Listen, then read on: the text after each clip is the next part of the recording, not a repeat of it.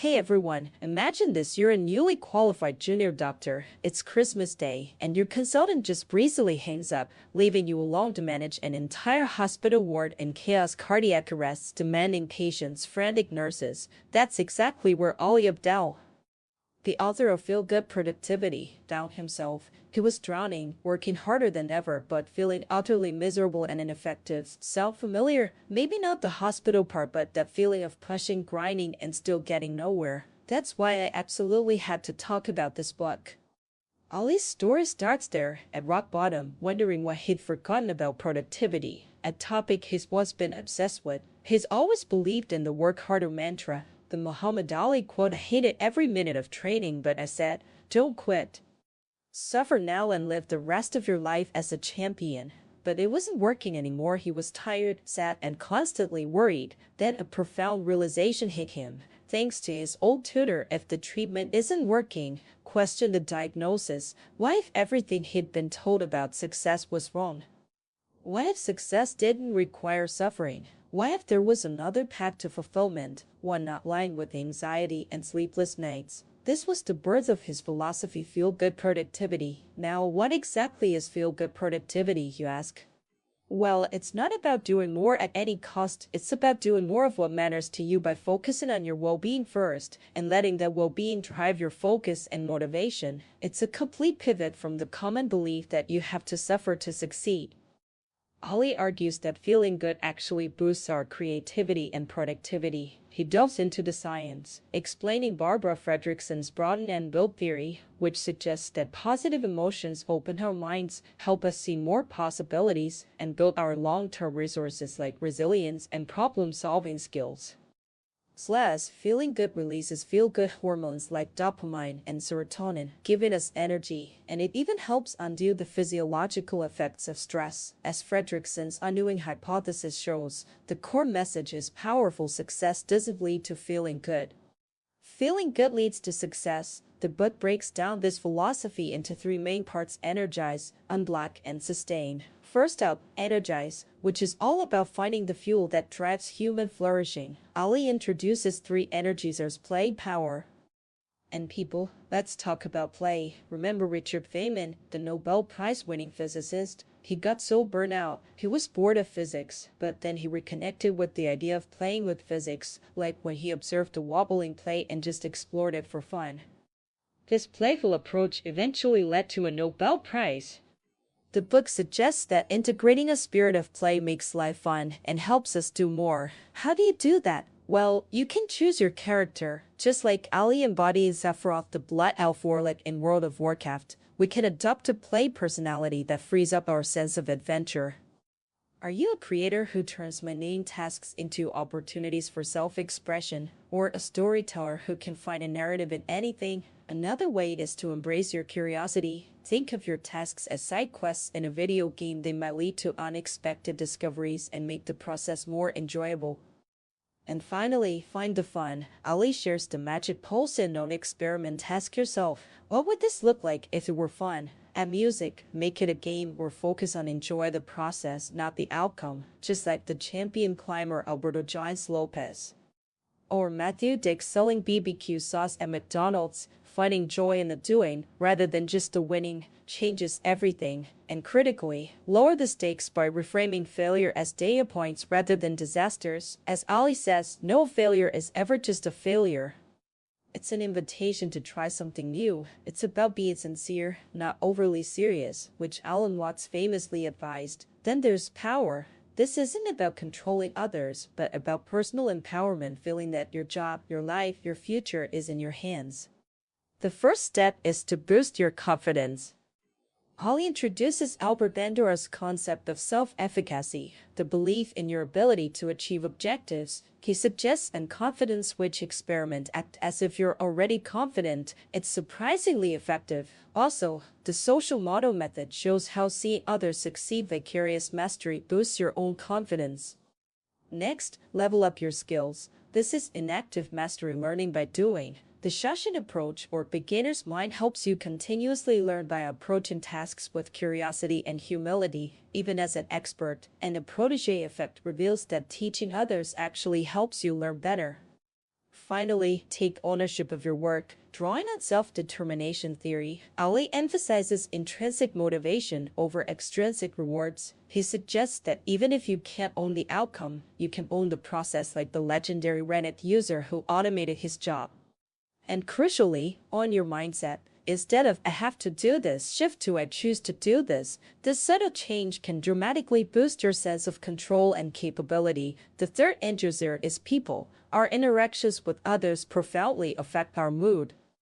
A concept called relational energy. Ali says, life is more fun with friends around. First, find your scene. Like Brian Eno finding his genius in the London music scene. We thrive in supportive communities. This means adopting a comrade mindset, seeing your peers as collaborators, not just competitors. Second, feel the helper's high. Alex research shows that helping others releases feel-good hormones and genuinely makes us happier. This means random acts of kindness like Ali making tea for nurses, and also ask for help from others. The Benjamin Franklin effect proves that asking for help can actually make people like you more, rather than seeing you as a burden. Lastly, overcome etiquette. Ali learned that we tend to underestimate how much communication is needed. Overcome etiquette, the good news, by capitalizing on others' wins with active constructive responses. And crucially, learn to overcome etiquette, the not so good news, candidly, focusing on objective observations and solutions rather than personal judgments. Now, even with all that positive energy, you might hit a wall. That's where Unblock comes in, tackling the root causes of procrastination, which Ali calls emotional blockers. Procrastination isn't a lack of motivation or discipline. It's usually negative feelings holding us back. The first blocker is uncertainty. It's that fog of uncertainty that leaves us confused and unable to start. The solution is to seek clarity. Start by asking why. Borrowing from the military's commander's intent, Ali suggests clarifying the purpose behind your project, then ask what. This means setting clear, concrete goals. He introduces nice goals, near-term, input-based, controllable, energizing, as an alternative to the often overwhelming SMART goals. The crystal ball method helps you troubleshoot by imagining what could go wrong before you even start, allowing you to mitigate risks. Finally, ask when. If you don't schedule it, it won't happen. Implementation intentions, if X, then Y, help embed new behaviors into your routine.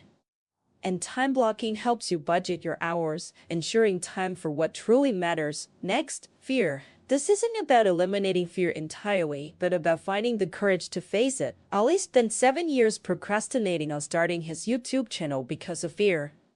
He emphasizes know your fear. The emotion label experiment shows that simply putting your feelings into words can reduce their power, and the identity label suggests that the labels we give ourselves, like "I'm not a runner" or "I'm scared of maths," can either amplify or overcome our fears.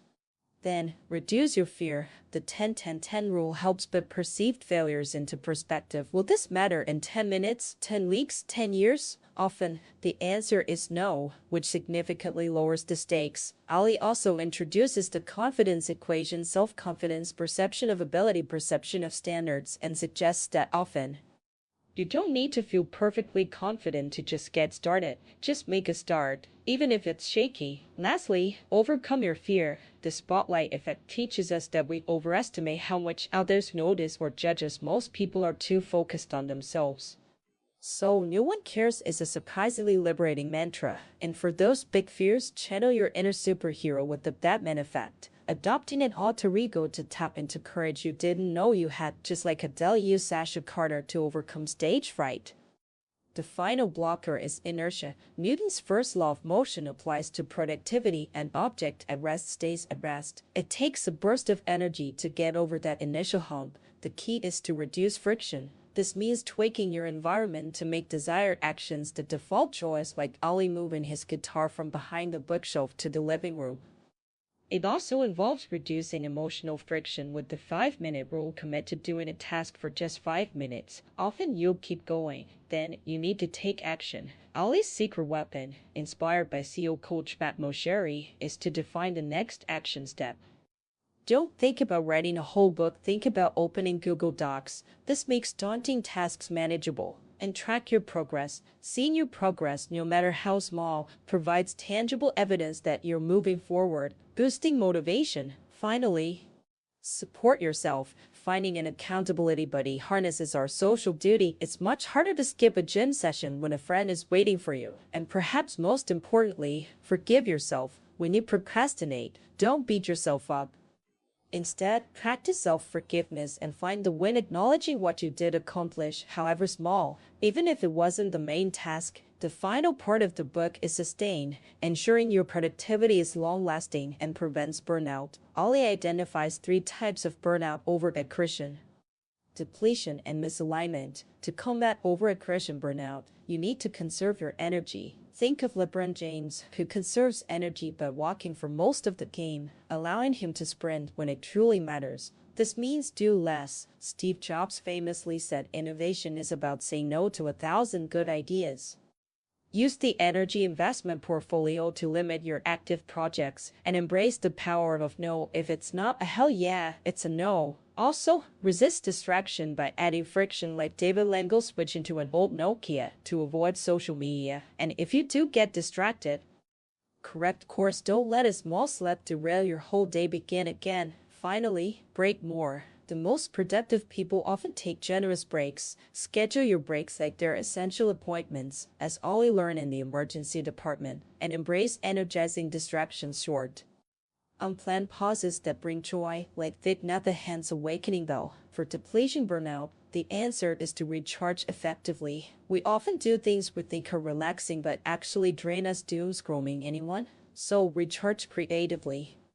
Look for calm activities, competence, autonomy, liberty, mellow. Hobbies like painting, even for George W. Bush, are perfect because they're low stakes and for enjoyment only. Projects with a clear endpoint can also become recharge naturally. Roger Ulrich's research shows that even looking at pictures of nature can aid healing and lower stress.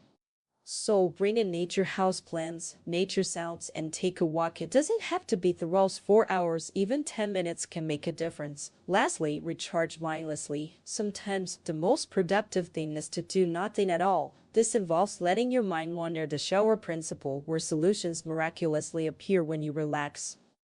And embracing the right of principle, giving yourself permission to completely write off a day without guilt, to truly reset and recharge. Finally, misalignment burnout occurs when your goals don't match your sense of self. The solution is to align your behavior with what truly matters to you.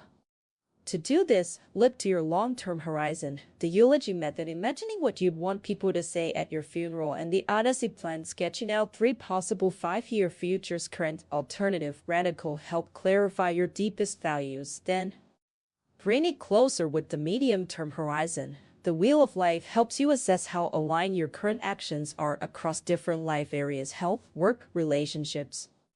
And the 12-month celebration involves imagining what you'd be celebrating in a year's time, making those values concrete. Lastly, the short-term horizon. This is about making daily choices that align with your values. Identify 3 alignment quests each morning: small, achievable actions that move you towards your bigger goals, and embrace alignment experiments, trying out small changes in one area of your life to see what works, embracing a scientific, experimental mindset towards your own happiness and productivity journey. Ollie's journey, from a burnout junior doctor to a productivity expert, is a testament to this philosophy. He realized his mistake wasn't just about bad tactics, but about his whole strategy. He was trying to brute force productivity with discipline instead of finding joy. The true revelation is that productivity isn't a fixed formula, it's a continuous experiment. You're meant to be your own productivity scientist, testing what works for you, discarding what doesn't, and always learning. So, if you've ever felt like you're just staying afloat, this book offers a profound way to learn how to swim. It's about transforming your work from a drain into a source of energy. The ultimate takeaway: embrace the process. Don't strive for perfection. Learn from your failures, celebrate your successes, and continuously ask yourself, what makes me feel good? Because when you tap into that, you can get anywhere and you can truly enjoy the journey. I highly recommend picking it up.